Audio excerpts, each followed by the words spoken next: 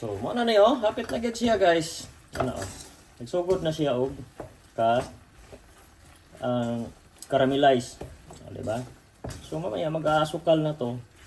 So kusang magkukot na to yung mani sa sugar.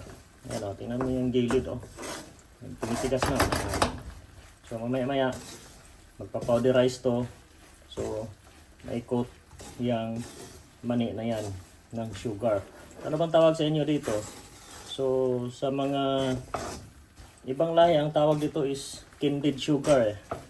So ngayon ang tawag nito is sa atin is ito na yung pinaka-coated sugar sa atin, pero may iba pa tayong style ng coated sugar. So mamaya ipakita din natin yon. Yan o. Diba? Napagpisa na siya.